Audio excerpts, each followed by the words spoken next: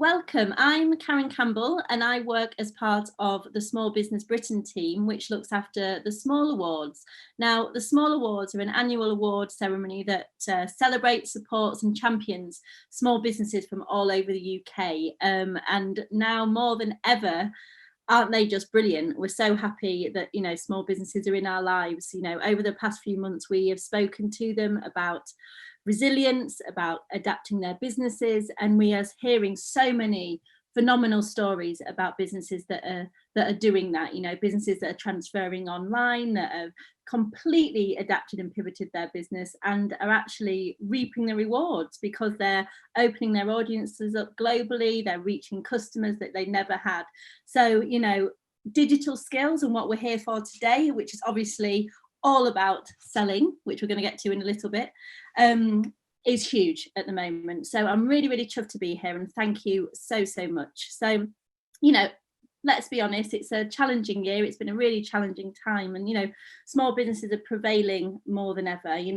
There's no doubt about it. It's been tough, but we're running at the moment the Small Business Saturday tour, which is a virtual tour going through the whole of the UK, where we're stopping off at cities and towns and we're speaking to numerous small business owners about what's going on at the moment. And the biggest things we're hearing is this wonderful sense of camaraderie, of support, and working together to make sure these small businesses are supported. And also alongside that, there's a huge sea change in public opinion on small businesses. People are noticing what's on their doorstep a lot more. They're, instead of going to the big supermarkets, they're going to their local butchers, their fishmongers, etc. And hopefully this behaviour will stay. So while we're here today, we're talking about startup businesses, and if you're who are watching today are in the start of this or in the thought process, or have got that side hustle that you really want to make into the full-time dream, even though things are a little bit dubious out there, can be frightening, there is such a wonderful support and desire for that at the moment. So we're here today to hopefully help you make some decisions and give you lots of information to do that. So we're here to talk about digital, which is, huge at the moment. And like I was saying, we're speaking to so many businesses at the moment about their digital skills, and especially newfound digital skills, because people are having to adapt from a physical environment or a physical shop space to take everything online. And we're hearing some, hugely inspiring stories from the yoga teacher, for example, who has taken all their classes online, who are now teaching people globally, hundreds and hundreds of people, to a woman that I even spoke to the other day who owns a shop in Ironbridge, a female boutique, who is hosting virtual shopping events now, and she's getting between 200 and 300 people online looking at her wares, as it were, and purchasing. So actually she would never have 200 people in her shop. So it's been able to use those digital skills that are out there and adapt them for your business. And what's so wonderful about small businesses is that you can make that decision, you can have that thought, and you can start implementing it straight away. The big corporates have got, red tape to go through. They have to have meetings about meetings before any decisions are made. The power of small business is that it's yours and you can change it and adapt it as you want, which is amazing at the moment. So we're seeing that throughout, which is just wonderful. So digital skills that are out there, I think, some people can get a little bit frightened, a little bit, worried when you say the word digital, because it's maybe an unknown territory and they don't know what skill set they need. But when you actually look what is out there to use in terms of marketing, in terms of promoting and selling in your business, there's so much there in terms of free assets that you can be using. I'm going to be speaking shortly to the wonderful MODO Creative, who are, amazing at this in terms of using digital to promote their business. And we'll talk a lot more about that and how they use digital to sell shortly. But when you think about what's there and what opportunities there are, we've got things like social media, you've got email marketing, you've got video, you've got podcasts, you've got content creation, which, although it's a time consumer, it is all free to use. And, there's no doubt the power of it at the moment. With people a little bit more at home, maybe a bit more online, you have a captive audience, and your website and your social media are now your windows for your business. So they need to have the care and attention they deserve for people to really, really understand who you are, what you do, what you sell, and why they need you. And I think the businesses that are doing very well, and certainly the ones we're seeing at the moment, are the ones that are really on it with that and almost taking their audience on this journey with them through lockdown, through COVID, through the challenges that faces, through the the adaptation of their businesses. And the customers are seeing the ups and the downs, the wins, the not so good days, and supporting them and helping them through that, which is amazing to see. We were speaking to an events planner, and obviously the events industry is tough at the moment because we can't have physical events, but they've adapted by doing some, beautiful, luxurious, like cheese and wine hampers that they're having the bespoke touch, and they're delivering them, to their local area using local suppliers. So it's all about this sense again of camaraderie and teamwork, which is so wonderful.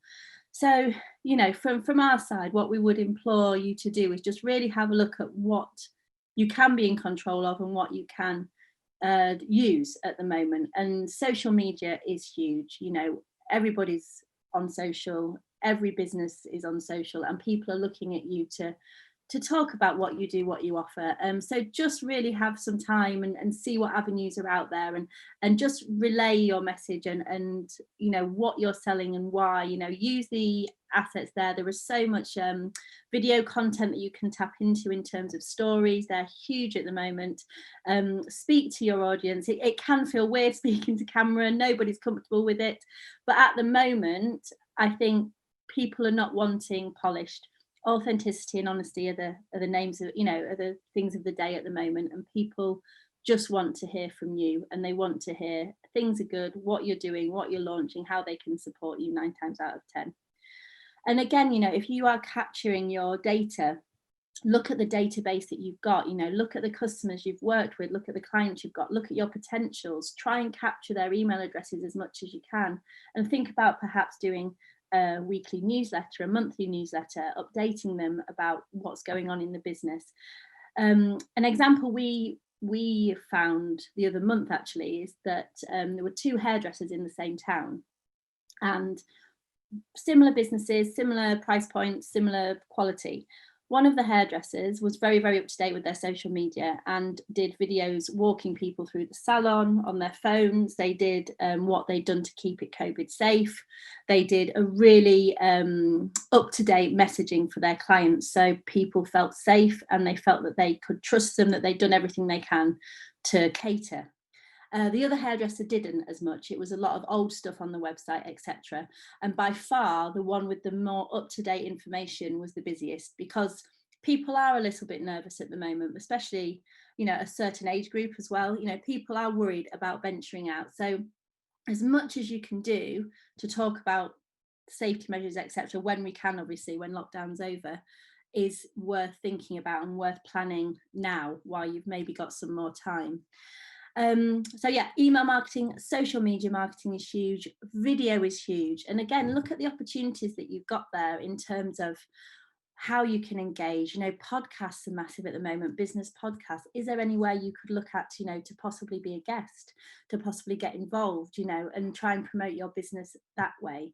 So it's a lot to think about. It can be a bit overwhelming. As business owners, we're very used to wearing so many hats, aren't we? And actually the hat that we want to do is maybe 30% of our time, but it's completely worth it because you have your name above the door and it's yours and your decisions, and there's nothing nicer. And I already knew firsthand the sense of community that is in small businesses, but my gosh, in the last few months it has come, and some. It is amazing what we're seeing out there. People are going above and beyond to support other small businesses in their area and beyond, and it's a truly unique set of people. So if you're thinking about it, if you're on your way, join it. You will not regret it, I'm sure. So I will stop waffling for a little bit, and I'm going to have a little chat now, if that's okay, to the wonderful Andrew and Emma from MODO Creative. Now, MODO were our winners of the Bricks and Clicks Awards at this year's Small Awards. Hands down, the best in that category. Was a phenomenal business. But I will let them describe it rather than me. So hello, how are you? Hi there, how's it you? Very well, thank you. Very well. We're going to have a bit of a northern off, I feel, because I don't know about you, but when I speak to fellow northern people, I go more northern. So let's see how we get on. Can you tell us a bit about Modo and when it started, what it is? Yeah, so MODO is a homeware and gift brand. We started in sort of 2007, 2008. We left London, had a baby, left London, moved back to Yorkshire, and we started the business because, well, our motivation was a lifestyle. It wasn't to make money. It was we wanted to the lifestyle that we sort of had in London a bit. Our jobs didn't exist up here, so that was where MODO started. At first, we did have a little website right at the beginning, like a landing page, but then we applied to sell on notonthehighstreet.com, which is a third sort of a curated marketplace, and that was really where it took off. Yeah, didn't it? Absolutely. That's where the sales started. But at the same time, I was still working down in London. I was travelling up and down the country to. Oh gosh.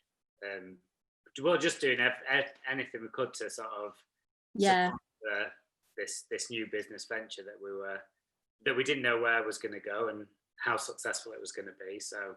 And that's what you have to do with a new business, isn't it? It is hard work at the beginning. You have to be, I would say that's number one. If you're thinking about starting a business, is that you've got to be in for, you've got to be up for dedication and hard work. At least for the first. I mean, I remember someone saying 3 years, but I would say it was more like 5 years of really, lots and lots of compromise. But you do it because you're passionate and you want to. It's not hard. It's not like, oh, that sounds really awful. You really need to, fully invested. You need to be driven and invested in it. Which we were. That's fantastic. So but when it's your dream, you sort of don't mind sat there in an evening doing it, do you? Whereas if it was a job, you'd be bitter. Yeah, absolutely. Yeah, well, it just becomes part of everything, doesn't it? It sort of integrates into your life if massively. It's what you want to do. And phenomenal. So you concurrently then were trying to establish yourself regionally and then have that national customer base not on the high street. Yeah, I think at first we were sort of, our brand was sort of a bit secondary. We just wanted to get started. So I suppose, we went on these online platforms, not on the highstreet.com, Etsy. We opened an Etsy shop. And I guess that we focus on that customer and we designed and made for that customer more than our own brand at the beginning, because we saw that was our opportunity. Just be patient, service that customer, and then once we've gathered momentum and I suppose tested our products and tested our capabilities and got a little bit more familiar with processes. And built our confidence, I guess, as well. Yeah, confidence, because we're not business people. I mean, we didn't have the first clue about business. I mean, we are now, but we weren't there. We weren't at the beginning. And I guess once we'd established ourselves, got that confidence from these third-party platforms, we then started focusing more on our own identity and our own brand and growing our own website and sort of social presence, and then obviously the shop. Yeah.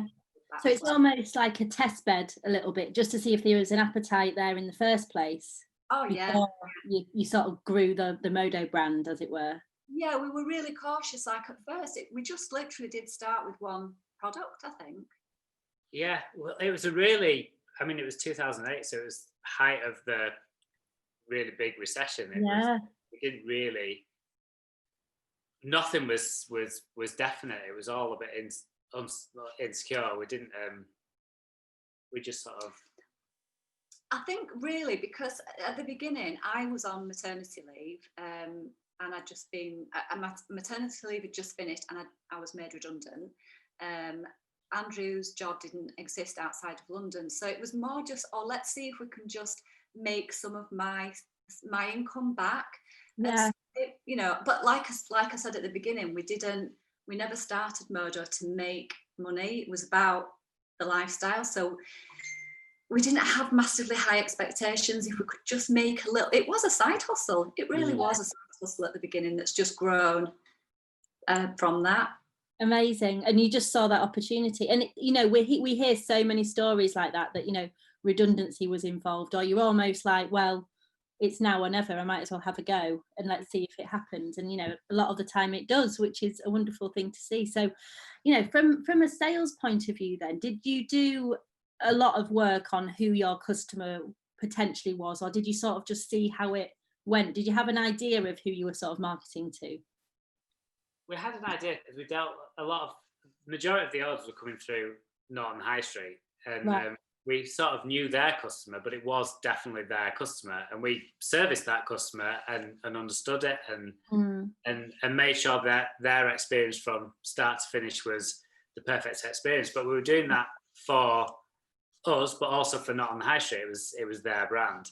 I think it was only when really we bought the shop, and we never really intended on having a physical shop. The online sale, we were definitely driving the online sales, but an opportunity came up on our village high street, and it's a perfect holiday, picturesque Yorkshire high street, isn't it? Cobbled street.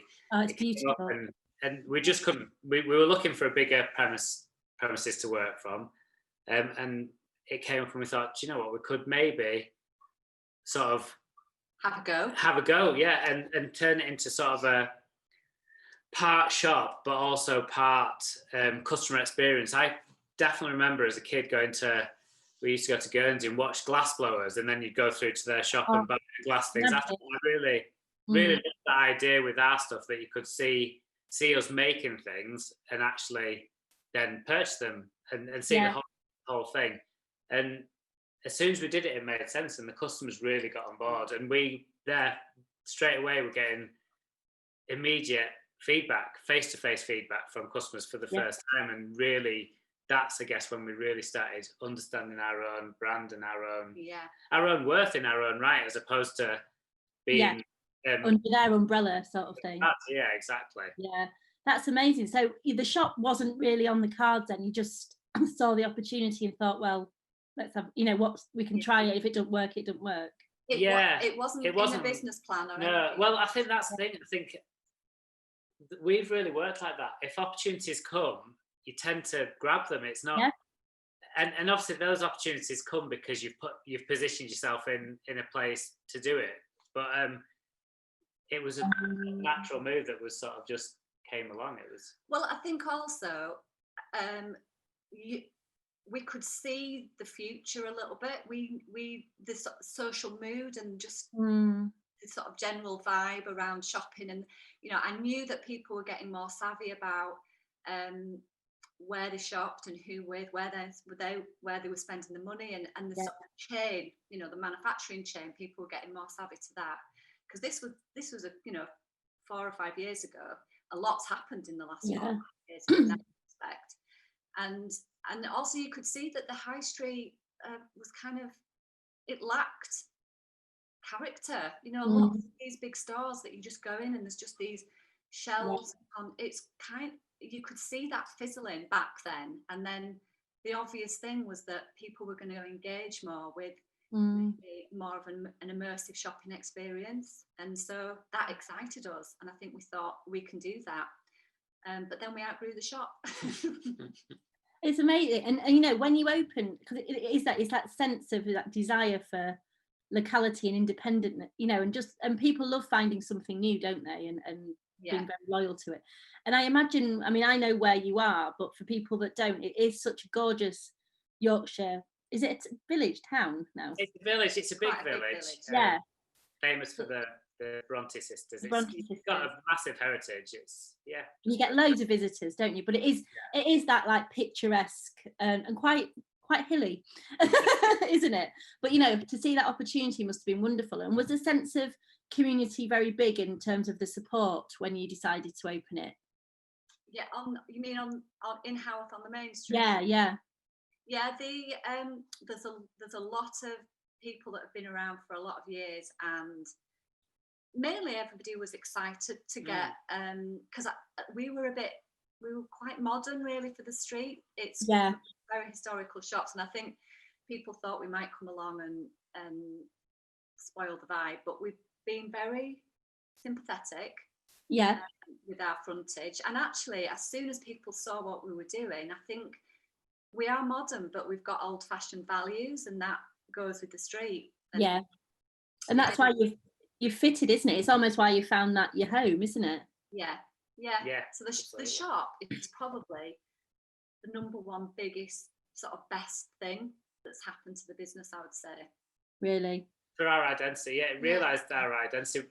Pre the shop, we had done a few trade shows where we'd gone out and actually set up a stand. So we'd got a little 6 foot by 4 foot space that we then put our stuff in, and we loved doing that as well, because actually it's the only time, the rest of the time we was making orders and sending them out, but actually not laying them all out in front of us.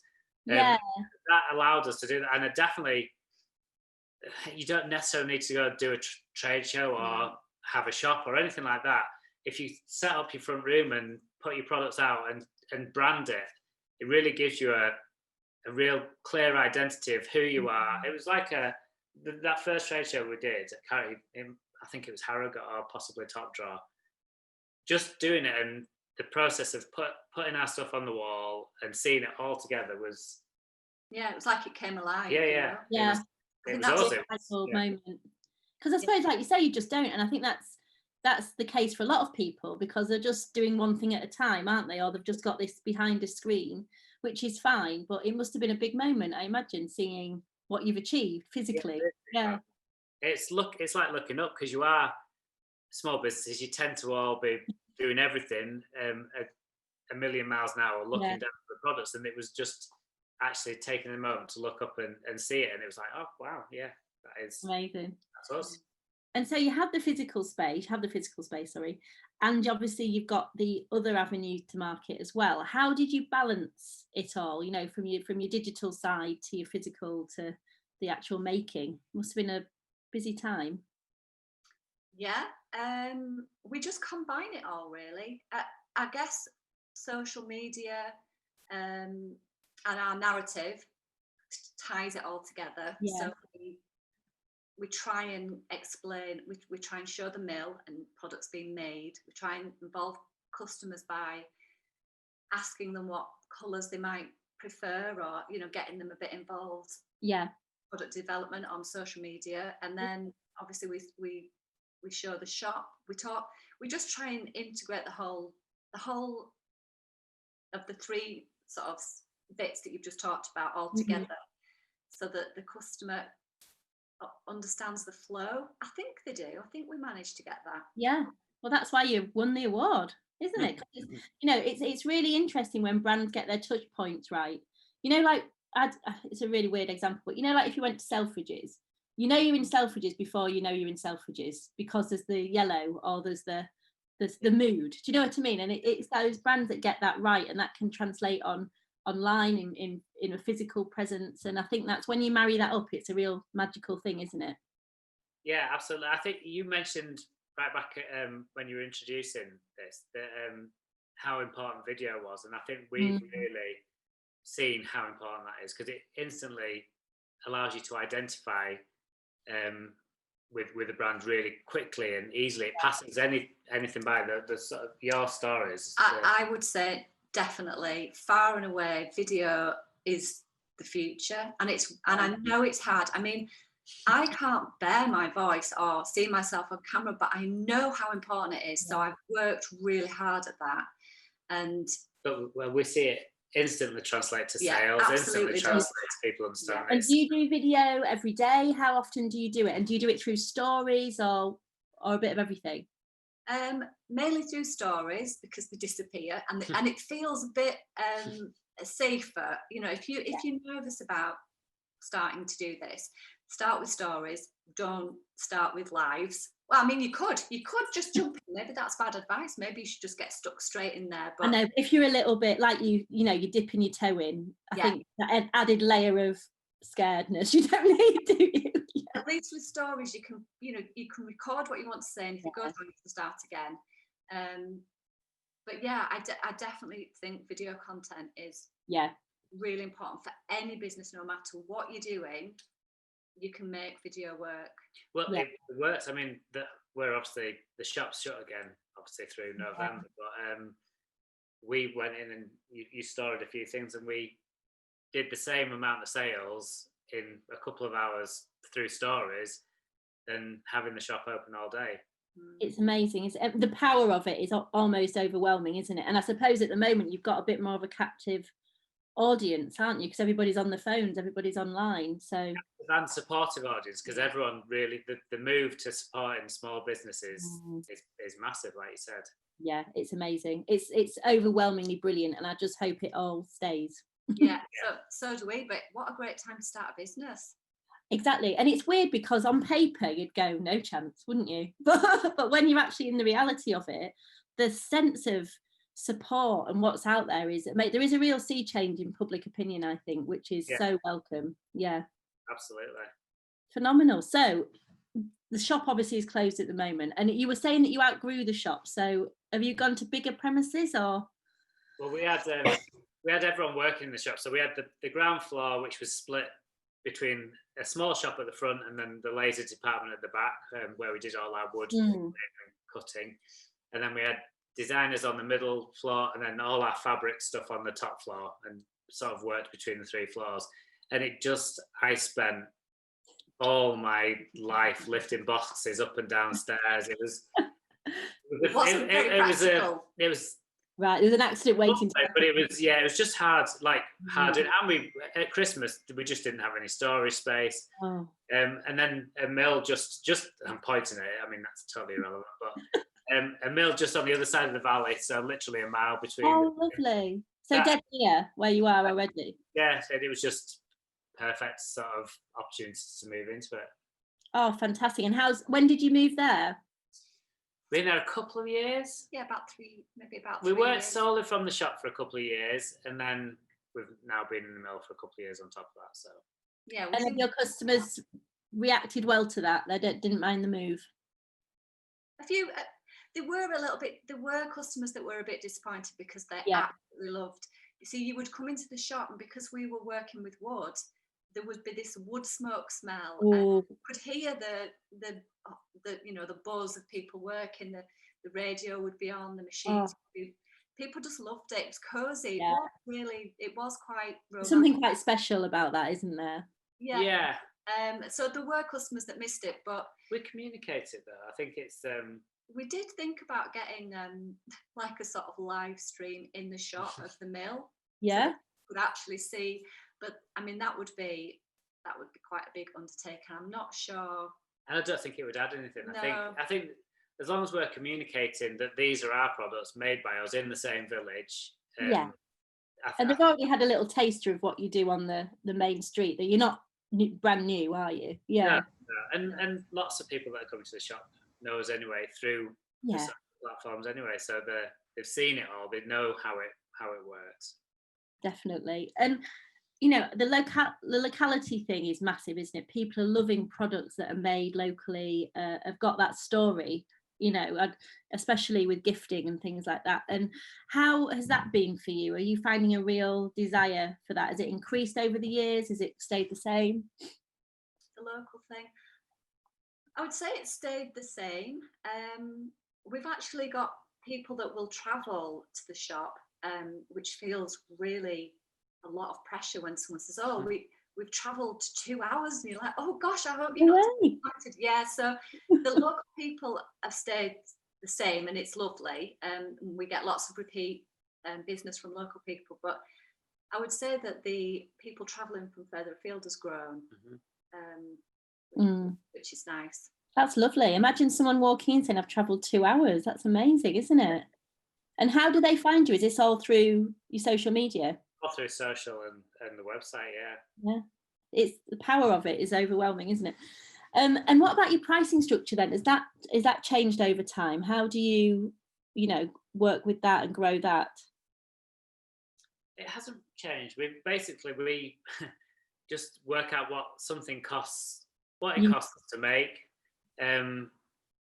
what we think is a fair price for it, and if there's any profit in it. And often there won't be, so that product won't move forward. It's or often if we really like a product that doesn't have an awful lot of margin, we'll still go with it and just see how it's received. And the ones that then you sort of need to sell more of those to make it worth your while. Yeah. Does that happen a lot then? They're always the popular ones. No, not really. I mean, most products we get it, we find that we can make it work. But we've got good at it over the years. Obviously, we've got a lot of experience, and also we've grown the business around the sort of personalised element, which adds value. Yeah. And I think our the processes that we use allow us to get more value out of like our processes are quite tight on some, which you also can improve as you launch a product, and it might take you an hour, 2 hours to make, but then 6 months down the line, when you've really honed these processes, it might be just half an hour. So then the profit comes back into it as you go. It's like with anything, isn't it? I suppose it can take a web designer 10 minutes to do something that would take us 3 hours. Exactly. Skill, aren't you? So if we really love a product and we're like, oh, it kind of almost doesn't, it's not, the margins are not there, but we love it and we believe in it, then let's just give it a go. And quite often, if it's received well and customers like it and we get a bit of traction with it, as Andrew says, we can then fine tune it and often get the profit, the margins right again by just persevering with it, I think. Brilliant. And so, you've been working together for, what is it now? How many years? I don't know, about 13. 12, 13. Gosh. So, for small business owners out there, that some of them might be going to be working with their partners as well. What would you say? How is it? I mean, hats off to you. A lot of us are like, my gosh, I don't know if I could do it. Yeah, I think we're better. We're a better sort of husband and wife parent team than we are business team. I mean, that's good in a way, isn't it? That's maybe the best one. It is really hard, if we're honest. It is really hard working with your partner because it never switches off. So I'll come Larry down for breakfast in the morning, and Emerald, she's great in the morning, so she'll be straight in with work.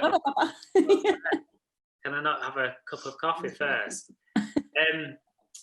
It's just being able to switch off, I guess. We've got better at it. Do you have to do it? Do you have to sort of set yourself a few boundaries to be like, right, we're not talking about work, or do you just not necessarily that? I think it's more trying to find your role. So small, you don't have roles; you just do everything. I mean, I empty bins. I like the whole way through. It's if you can identify clear, precise roles, you're doing better than us.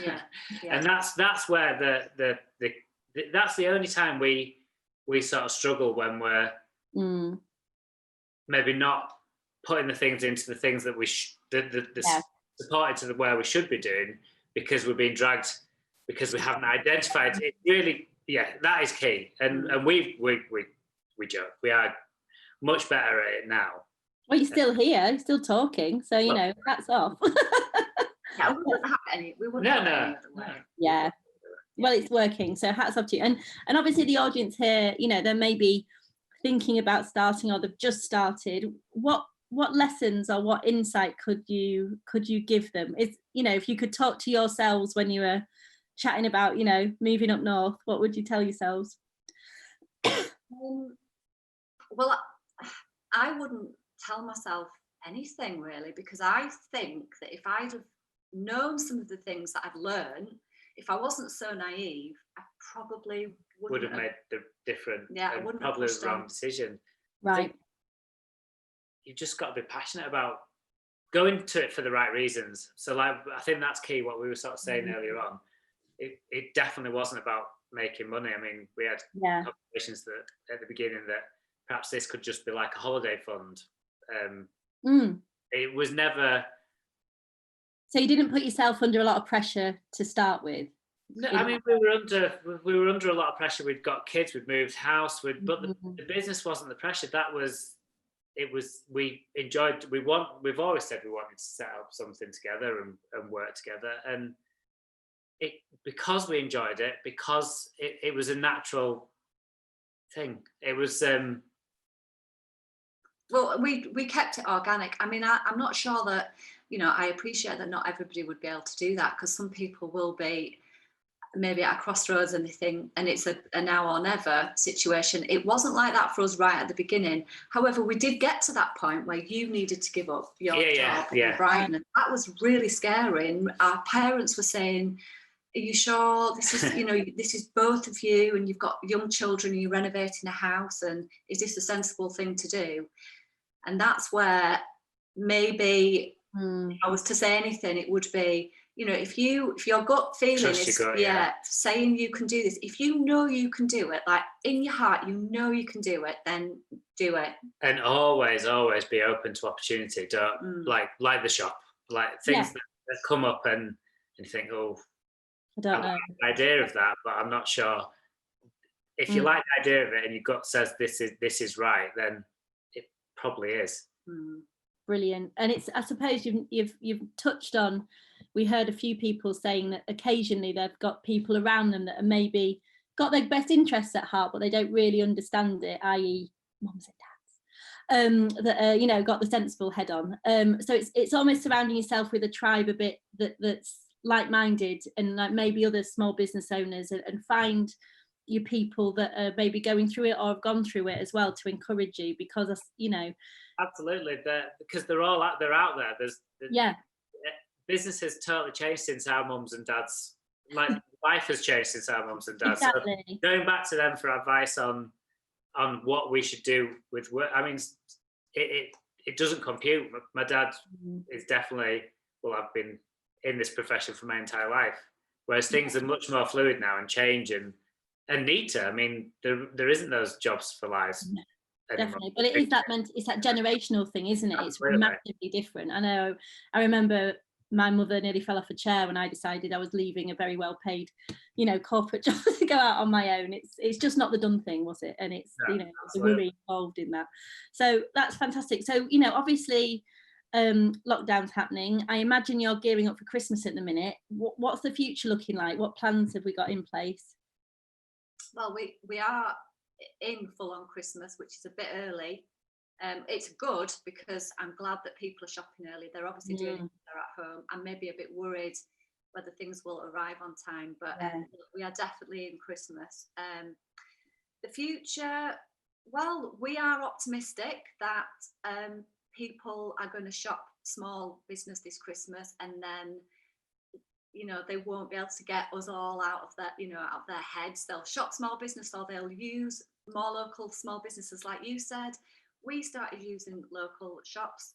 There's a local farm shop we started using in lockdown number 1 that we're still using. We get veg box delivered now, and we have no intention of going back. It's a perfect time to build loyalty. Yeah. Absolutely. So the future, I'm fairly optimistic that. I mean, who knows what's going to happen with COVID, but as far as small business it goes, I think the future's looking promising. It's brilliant, isn't it? It's very exciting times in a weird way, for sure. But we'll have to wrap it up there. I could chat to you all day, but I bet you've got things to make, I imagine. But thank you so much for joining us today. I really appreciate it. If people want to follow you, find out about you, can they just go to MODO Creative, or how can they find out a bit more about you? Yeah, it's modocreative.com, and on social, Instagram. Instagram's the best place to get a full, clear picture of full idea. Stuff. It's at MODO Creative on Instagram. Brilliant. And a quick one, can you just tell us, I was meant to ask you earlier, what's like the most popular product? Have you got like a hero product, or is it there's loads of different ones? There's a few. The most popular one at the moment would be our little mindful candles. A little 20-minute beeswax candle that you burn and have a moment with. So just nice bath time candles. Bath time, anytime really. Yeah. They're really popular. But our hero product would probably be the signs. Yeah. Customers love them so much. Beautiful. Honestly, do check them out. They are stunning. And if you're in gorgeous Haworth, go check you out. Can people still come and see you at the mill, can't they? They can, yeah. Amazing. Sounds exciting. And you can get to the Brontes as well. And is it the apothecary there, isn't it, where Bronwyn used to go? Yeah. Amazing. Brilliant. Right, lots of love. Thank you so much, Emma and Andrew. Take care. Thank you. Bye. Thank you. Bye.